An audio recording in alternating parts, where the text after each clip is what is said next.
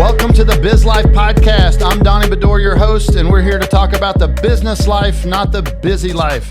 So today, if you own a business, would like to own a business, thinking about owning a business, whatever, you are definitely going to want to stay tuned to this broadcast. We have nobody greater in the business in marketing than Taylor Gregory. Welcome, Miss Taylor.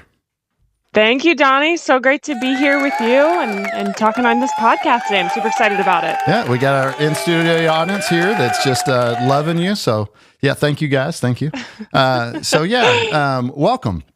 So, yeah, Taylor Gregory is with Untied Franchise Group, and I don't want to butcher any of the titles and all the things. I know you do a whole lot there. So I would like you to give us a little bit about yourself, business and personal. I'll let you make the introduction there. Absolutely. Thanks, Donnie. So I'm the director of marketing currently for Untied Franchise Group. So what that entails is I have my hands on a lot of different things related to marketing. So I've actually been with the company for about 4.5 years now. Started more on the franchise sales side of things. So I was actually our director of franchise development for about 2 years. Handled lead generation for franchise sales, which was super fun. We did anything from websites to social media to, we had portals as well, worked with brokers, all kinds of things there. Transitioned about 2 years ago, actually, to this current role, working on the national public relations side, as well as with social media, more on the organic side and, just working with franchise owners and all of the brands, and it's been super exciting. Okay. I guess more on the personal side, Donnie, and you kind of already know this as well, but I sort of mixed business with the personal aspect, which I always said I wouldn't do. So actually about 1.5 years ago, I started dating Andrew Titus, who is now my fiance, which is crazy to think at this point. Congratulations. But so exciting times. We're getting married in about 4 months. Can't believe it. But wow. All good stuff here. Yeah, very cool. Yeah, and I know a little bit about that because my business partner is my wife and my managers are my kids. And so whenever I met the Titus family, I just fell in love with them and the way that they operate, and it just spoke to me. And I was like, man, if they can do this, with the large corporation they have, and I know I can. So yeah. Absolutely. Well, thank you for that. And they do a great job of it. Oh, yeah, definitely they do. And I know it's not just them, it's a whole herd of team that's there. Whenever I was there and we were going through our training with our Graze Craze and Fully Promoted, at the end, you come into the Hall of Wisdom or the Hall of Fame. I forget what they called it. Yep. And then I look up and it's like, oh my gosh, here's all of UFG here and I have to talk to y'all. So yeah, it was a little nerve-wracking, but it was super fun. A little bit, but you know what? When you get up on stage at that World Expo, we were just talking about let's see how big the network is. But it's awesome to definitely see. Looking forward to that. And we'll touch base on that as well, too, at the end, for sure. Sounds good. Well, let's dive into marketing, right? What is marketing? What is, I'd like to get your take on marketing because I have a take on marketing, but I'd like to get your take. If someone were to ask you, okay, what is marketing, right? What would you tell them? Oh my gosh, that's such a broad thing because you can loop so many different aspects into that, right? I mean, I'm going to look at it from kind of the all-encompassing area. Marketing is a way to spread brand awareness, get your name out there as a business owner, but also, from my perspective, especially with my previous role, it's a way to support the sales team. You have to work together as a marketing and sales team. They can't be separate. Yeah. So at the end of the day, it's a way to drive leads, spread brand awareness, I would say. Yeah. And I agree with you 100%, and so most of our audience are going to be either small business owners, maybe some franchisees, people that want to become franchisees, things like that.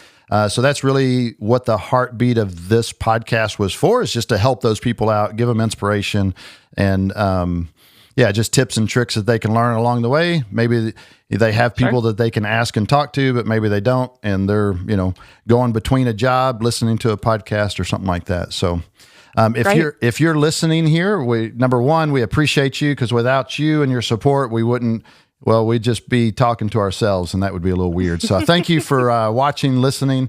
If you're on our YouTube, please like, subscribe, share out. And yeah, we appreciate it. One of our videos last month, we got almost 3 million views on one of our videos. Wow. Yeah, That's it went fantastic. viral. It was crazy. Look at you guys. I know, right? Little old Texas.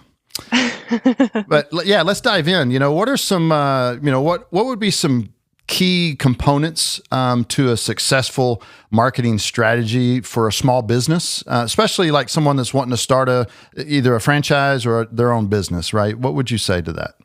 Sure. So one of the first things I would say, Donnie, is we really have to have a focus, especially on the marketing side of things. I think as entrepreneurs, one of the things that we really, you have a lot of ideas, right? You have a lot of things you want to do, and you're like, okay, there's this project, there's that project. So I think at the end of the day, you kind of have to evaluate what's most important and what you really want to go for. So if you can bring up that marketing wheel, I do want to touch on something here. You bring up our graphic there. Last year during our marketing summit, and we actually did this at the end of the year, brought the whole entire marketing team together to, learn from one another, kind of figure out what each of the brands are doing and collaborate. And obviously that part is important as a business owner as well when you bring your team together. But this marketing wheel is something that I brought up in this summit and wanted our marketing team to utilize. And of course, this is built specifically for franchisors. So it could be tweaked for a business owner and franchisee. But basically it's full circle here. So when you actually go in for this campaign or this initiative that you're looking to focus on, give it your all. Yeah. Like, instead of just saying we're going to do this, and this, and kind of do a shotgun approach, this is a way to put together a great strategy. So the first thing you want to do is kind of develop some sort of marketing calendar if you can. Obviously, as a business owner, you can be very busy. So this is something you can potentially lean on a franchisor for, sure. Or, just make a more basic calendar, maybe quarterly, of what you're going to focus on as a franchise owner. From there, on our side, we would notify our franchise owners to let them know what type of campaign that we're going to be doing this quarter and how we're going to support them in that.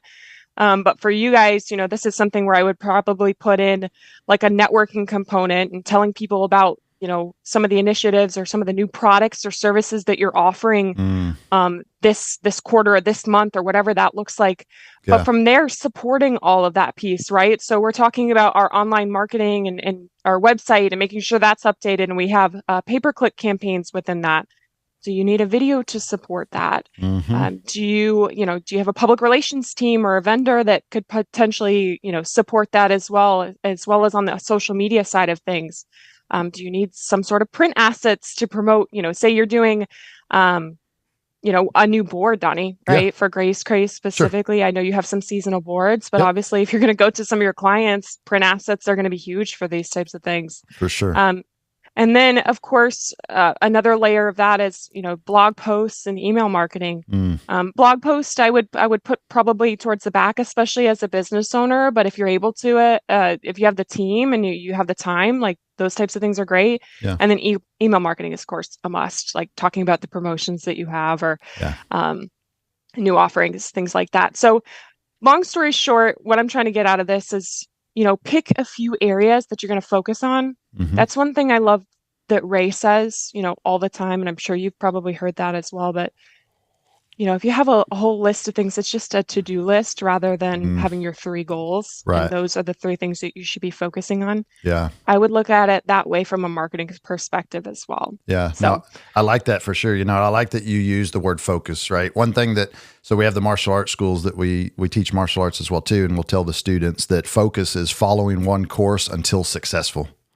Right. And I struggle with, I identify with that person that you were talking about having different ideas. Right. And, it's hard for me to shut my mind off. And I guess that's just the entrepreneur bug that I have. I don't know, but, absolutely. I think that wheel is so useful.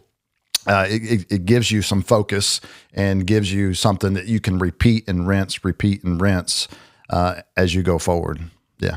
Absolutely. Yeah, I know not everybody works this way, but I'm a big checklist person. So this is kind of my way to make sure, like, did I do this part of my marketing campaign? Was this checked off? Can I is it something I can just cross off my list. Maybe it doesn't make sense for this campaign, but make sure that I really did it well. Yeah. So it's a good way to execute for sure. Yeah. My wife would definitely identify as the checklist. Any vacation we go on, there's a checklist. It doesn't matter if we're there for a day or a week. So that's so funny. I think couples just, opposites attract. It's me and Andrew is the same thing. I'm the planner and he's the one that makes me chill out. So. Oh, I love it. I love it. Little personal question then. Where are y'all going for, are y'all doing a destination wedding or are you getting married in Florida there or? No, we're getting married in Florida. It's where we both grew up. Yeah. We're going to be right here in Palm Beach Gardens and we just love the place. Oh, that area is actually so somewhere beautiful. where I work. Yeah. That area is so beautiful. Yeah, Absolutely it really is. Yep. So we're going to be up there in Palm Beach Gardens. My aunt works there. So we had a nice little inn. There you go. It's going to be fantastic. Awesome. Mm-hmm. Very good. Can't wait to see the pictures. Yeah. All right. With, talking about your wheel, let's talk about a little bit of digital marketing, right? That's a pretty hot topic. And sure. You can look at it a couple of different ways, right? One way that I look at it is for some, they think, okay, well, if I just make a post out there or make a little video, then I feel like I'm marketing. Like that's my marketing strategy is to throw a post out there every once in a while. With your experience in digital marketing, what current trends should small business owners be aware of, and how can they effectively integrate those trends into their own marketing efforts and driving growth? Sure. Yeah. That's a great question. Yeah. So, the big thing right now is obviously social media, especially for the younger generation. And I think a lot of businesses have a hard time getting away with not doing content marketing at this point, right? That's what we're kind of doing right now a little bit, right, Donnie, is just getting the name out there. But I know it's something that's very time consuming, especially when you're talking about video content and those types of things. So I would say, again, pick your focus areas, build it into your strategy, but then take a day out of it, right? So, spend a couple hours filming a couple different things, but know that you're going to break those things up and make numerous pieces of content with that and kind of think through that strategy. So, if it's a hire on your team, if it's something that you kind of do part-time when you can and implement it into those focus areas, I think, we got to learn to work a little bit smarter and not harder when it comes to this type of stuff, but you just got to kind of plan with that content marketing piece of it. Another thing that I think is super important is personalization when you're running these marketing campaigns. What do you mean by that? And what I mean by that is really more on the data-driven side, right? The more data you can collect, the better you can speak to your audience. So, for example, like for some loyalty programs that I'm a part of, if my birthday rolls around, I get some sort of coupon, that says, hey, it's your birthday. We see you love purchasing, I don't know, maybe it's a certain type of makeup, or maybe if it's with Gray's Craze they see that I come in and get a lot of charcuterie cups, or specifically like a grab and graze or something like that. So, you're tracking that data and what their past purchases would be. Same thing with loyalty programs as well. I know apps are big right now, and I'll get notifications all the time from like the Sephora app or some of the others that are constantly keeping it top of mind, but personalizing that. Hey, Taylor, there's a discount on this specific brand or this type of makeup, those types of things. So I think the more data you can collect, if you do stuff with it, is super important as well. Last piece, and this is going to depend on the brand specifically. Not every brand will be able to do this, but really on the social commerce side of things, especially with like Gen Z coming up, and how much time they spend on social media. I'll be honest, I'm a Gen Z. Yeah. We're lazy. We don't want to go somewhere else. If you're telling me to buy something on social media, make it super easy that I can just click a button, put my details in, even if it autofills, even better. Right. Yeah. And purchase it right through the app. So that kind of depends on, again, what your business is. If you have e-commerce, I would say that's a must at this point. Obviously, if it's a more personal interaction and you're doing a little bit more consulting, like on the fully promoted side, it's a little bit different. That's not what you're looking to push. But if it makes sense for your business, I would jump on that bandwagon as soon as you can. Yeah, I think call to action, easy call to action on anything you do is super important. Yeah, super important. Oh my gosh, the amount of times I've ordered Chipotle just because I can go pick my previous order and tap, and it just it purchases my bowl. I love it. Yeah, right? True. Man, convenience. Yep. Absolutely. So important. From password hiccups, detrimental cyber attacks, modern day tech challenges can impede your business's growth. But don't worry, because F1 Information Technologies, or F1 IT for short, ensures your business's day-to-day operations run smoothly. JP Kesey, co-founder of F1 IT and former guest on the Biz Life, affirms that with F1 IT by your side, your business can navigate IT-related obstacles with confidence and propel forward. Their services include cloud solutions, industrial compliance, IT advisory services, as well as managed and co-managed IT services. F1 IT is powered to serve. Visit f1it.com to discover more. That's f1it.com. Ready to boost your business's impact? Fully Promoted Fort Worth is your one-stop destination for branding needs, specializing in branded apparel and promotional products. They help attract, retain, and engage customers. From custom uniforms to eye-catching items, Fully Promoted Fort Worth has you covered. Contact them today to unlock your brand's potential. 817-803-4404. Fully Promoted, your success, their passion.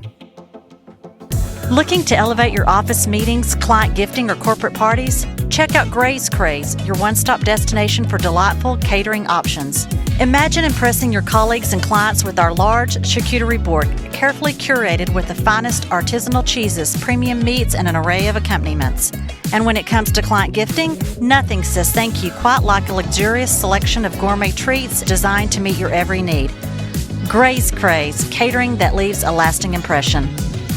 Can you explain how small business owners can set up and measure success in their marketing campaigns, right? We talked a little bit about the different strategies of marketing, right? But I think if you don't measure, you can't make what you don't measure, right?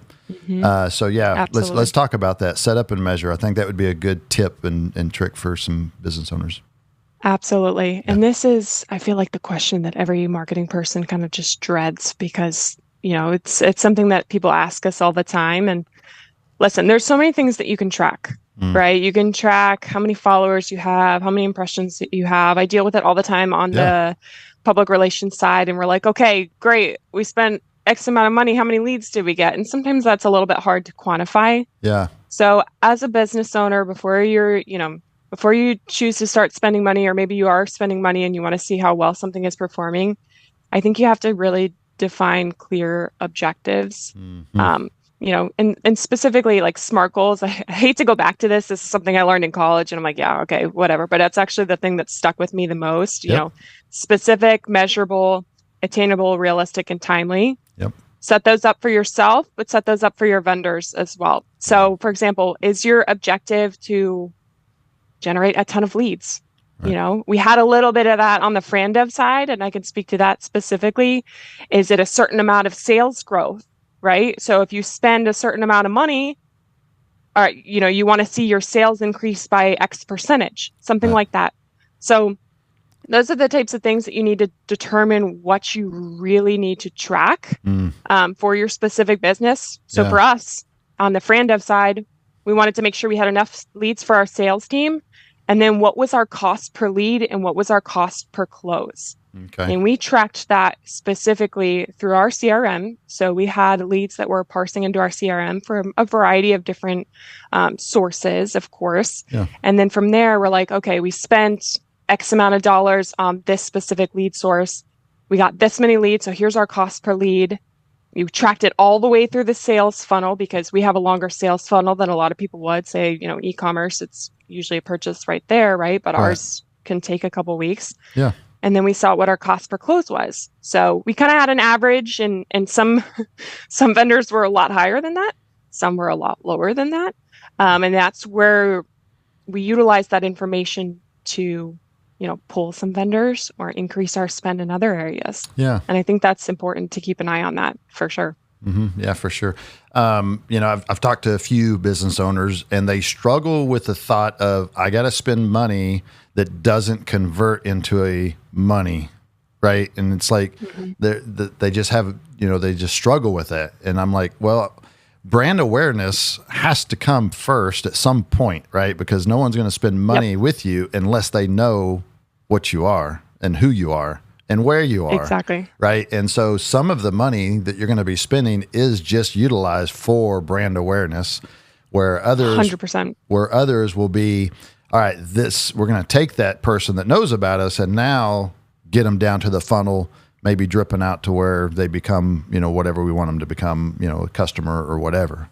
Right. Yeah. Would you, and go ahead. Go ahead. Well, all I was going to say was, with your thought in that, or with me saying that, would you quantify a certain percentage of X number of budget that you should spend, or do you see that someone might spend, be smart for them to spend on brand awareness versus moving them, along the funnel and becoming a customer? Does that make sense? 100%. Okay. Like you said, that's the things you can't really measure. Yeah. But think about from your perspective as a customer, and you go onto somebody's website and it doesn't look great, or they don't have a professional business card, or maybe they don't have branded apparel, those types of things. Yeah. Little plug for Fully Promoted there, but there you go.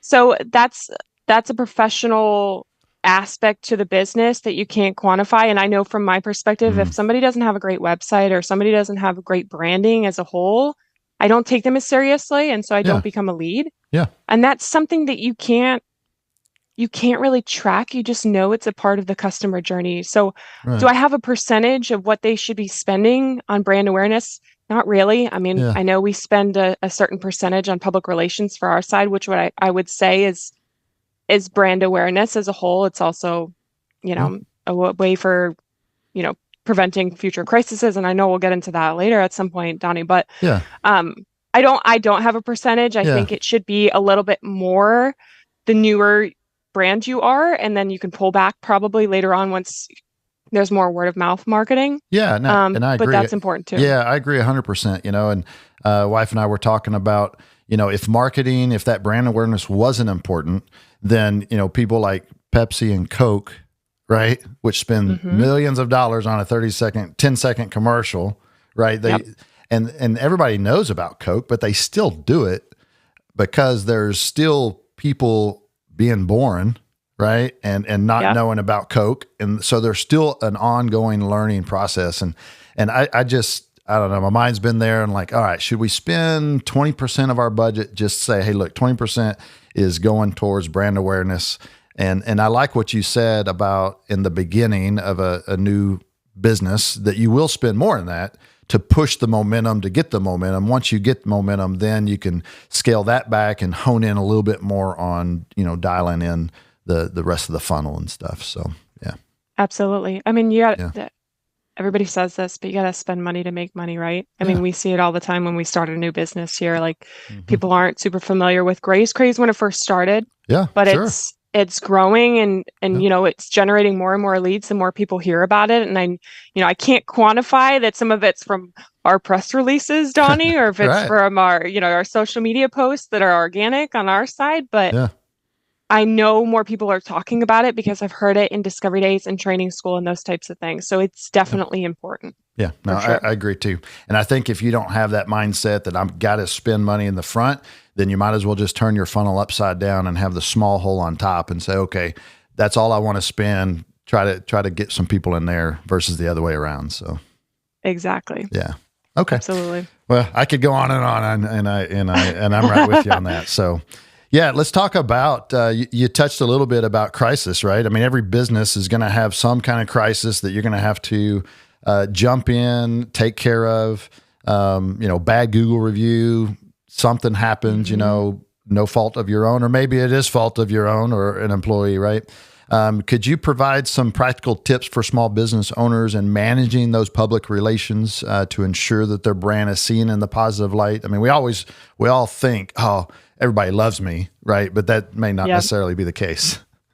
Well, your most vocal customers are the ones that are unhappy, right? Unfortunately, that's the way things go. And you're right. Like at some point, within your business, there's going to be some sort of crisis. If it's, it could be a big one, like, with Chipotle and having E. coli in some of their lettuce, or, somebody gets sick, or it could be something smaller, like an unhappy customer. But you do have to have at least some sort of plan in place.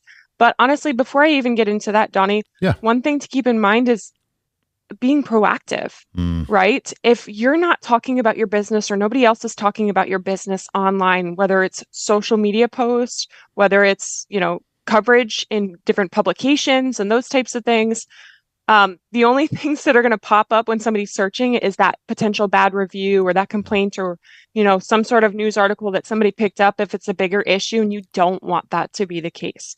So the first thing that I would say is, build relationships within your community, especially with different media outlets if you can, maybe bloggers or influencers as well. If you have somebody that's dedicated to that, that's fantastic. That's even better. If you have a vendor on that, that's great. I do realize that not everybody has the budget for that. And, fill in those gaps where you can. A shameless plug, but that's where a franchise helps as well, especially when you have some of these vendors a little bit on autopilot with some of this stuff, and being a little bit more proactive. But that's really important. We're constantly doing that as well, because we want to make sure that the brand image is good for our brands. So definitely important to be more proactive. Of course, there's situations where you're going to have to be reactive. And then what I would tell you with that piece of it is, make sure you're monitoring things regularly. You want to see how people are talking about your brand online. If people are tagging you in certain things, if a customer calls and complains or leaves a bad review, what you really want to do is you want to make sure you respond quickly, and you want to respond to both positive and negative feedback. So if that's some sort of review, if it's good, thank them for the review, be positive about that. Make sure you take mental notes of that, the things that people are saying positive, so you can promote that a little bit more, or keep doing some of that. But the negative stuff, make sure you respond, apologize, of course, if necessary, say you're doing what you can to make it right. And always be professional about that. If you need to take the conversation offline, take it offline. Don't delete the comment. Somebody will come back later on and comment again, or whatever. Don't block them. That never looks good. So you want to just make sure that you have a positive online presence, and you are responding to these things and addressing these concerns of the customer. And then to even follow that up even more so, I would say, if you are getting, regular responses of an issue within, your business, see what you can do to change it. You don't want that to keep popping up and keep being an issue. Like, make your business better. See what the customer journey looks like. And if there's like something that's really frustrating within the process, and, walk through it yourself, or have somebody, walk through that process and see how you can fix it. You use that to your advantage, I would say. Yeah. And I tried to keep the open mind if someone did leave something bad, right? And just put myself in their perspective, and not take offense to it, and not take it personally, but try to walk myself through that, and so we can learn and grow, right? Because no one's perfect. I mean, sure. So yeah, I love what you had said about being proactive, right? Even if you get a little business card size, leave a Google review, and then when you first open your doors, everybody that's coming in is getting one of those, and you're building up those reviews. And if you get a bad review, it doesn't really, affect you, right? But if you don't do that and you get one bad review, it's like, oh, now I got a 1 star, and now I got to be reactive to that, and not only help them out, but now I got to find some other 5 stars to lift that up and everything. So just let that be a constant part of your marketing strategy, really. Absolutely. That's why we do grand openings. It's to kickstart your business. You're just starting out. You want to be able to get customers. You want people to see you in the news. You want to get those reviews, like you mentioned, with those cards, and we're collecting business cards for leads and those types of things. But I could go on and on about that, of how important it is. And again, it's just something you can't quantify. But when you're in that situation and you need help, it's a lot harder to dig yourself out of that hole if you don't have anything in place that can kind of bury some of those negative voices, if you will. Another thing I will say, Donnie, too, and it's always helpful to have, somebody from public relations, whether it's a vendor or somebody you know, like on standby, even if you're not paying them on a monthly basis or any sort of retainer, but just to kind of have them in your back pocket, say a situation does come up for your business where you really need help and you're not sure how to respond to the media. Yeah. Like you want somebody that you can just call and be like, I need your help. It's going to cost X amount of money. I understand that, but it's worth the money. Yeah. No, I'll tell you right now. That's a good tip too. Cause I never really thought about that. It going that far, right? I'm been in business for, about 20 years. And so we've never had that situation, knock on wood, and hopefully never do. But no, that's a good tip as well too. Yeah. Well, very good. Well, let's, if you're watching, again, thank you so much. Please like, subscribe. If you're listening on Spotify or Apple, we appreciate that.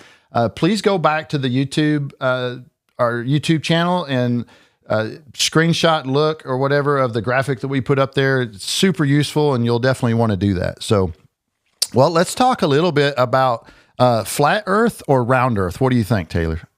No, I'm just kidding. I think that one's been established already, Donnie. We're past that. No, just kidding. Any closing words, and then I want to talk a little bit about the expo. But any closing words you have on marketing? Any pro tips that you can give the beginning business owner? I would say, do what you can. Of course, digital presence is important, but guys, nothing beats personal relationships, boots on the ground, going out, marketing to people, bringing products, or talking about your services as well. People want to get to know you in the business, and so we preach that all the time to our franchise owners. You want to make sure you're doing the same, not just waiting for somebody to click on your website and come walk into your store. So. Yeah, and definitely think that's the easy path that some might take, but definitely getting out there. I think so. Our last episode, if you haven't watched the last episode, I actually interviewed our chapter consultant president of BNI, and super useful. But I'm a big proponent in networking, boots on the ground, guerrilla marketing, whatever you want to call it. That's where I've seen most of our success in our business. So absolutely. I love that.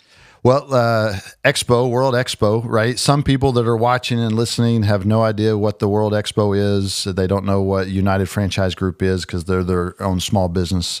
But for those that are watching that are part of the UFG family, talk a little bit about let's plug the World Expo because I'm super excited, and it's going to be an amazing time. So what do we have to expect? Sure. What secret could you drop here that nobody knows about? Well, I feel like most of the secrets that we had in our back pocket have been released, at least to our franchise network, but World Expo is an amazing event, Donnie. As you know, this is something that United Franchise Group, we're a family of brands here. We have 10 franchise concepts as well as some other businesses. But we have this event once every 3 years.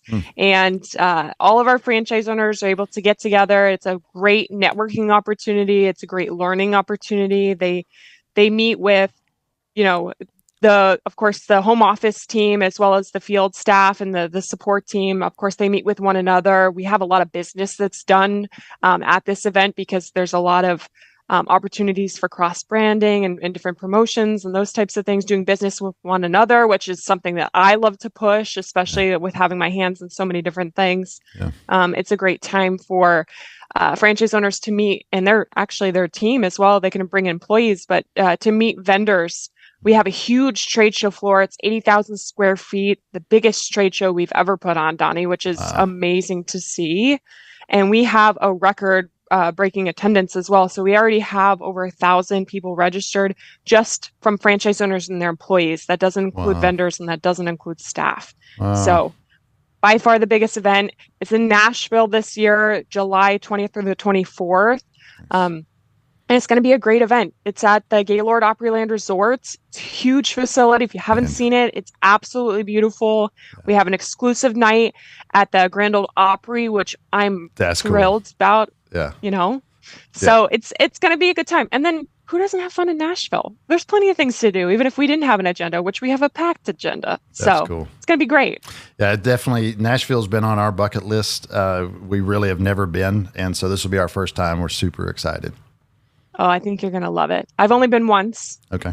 But there were so many things to see. We were there for a long weekend, and we by no means covered it all. So yeah. You may even have to stay a couple extra days past the expo just to experience the rest. We actually are. We're staying 2 days. Yeah. I love it. Yeah. Yep. So business and fun. Yep. So For sure. Well, thank you so much, Taylor, for being on here. It's super informative, and I appreciate you taking the time out. I know you have a lot of stuff going on there. I know Ray keeps you super busy and with everything. So thank you for carving that out for me. I really appreciate it. Absolutely, Donnie. Thanks for having me. I love things like this. As you know, we do a World Expo podcast, so I always appreciated it, especially usually being on the other end. So it's been great. Well, very cool. I'm glad I got you over here and be your first guest. So absolutely cool. Well, you have a great day, and we'll talk to you later. You as well. Thanks, Donnie. Thank y'all again for watching the Biz Life. Appreciate y'all. Again, like, subscribe, share out. And if you want to support us even more, then go to our Patreon channel and become one of our Patreons to get some exclusive interviews and content. We'll talk to y'all soon.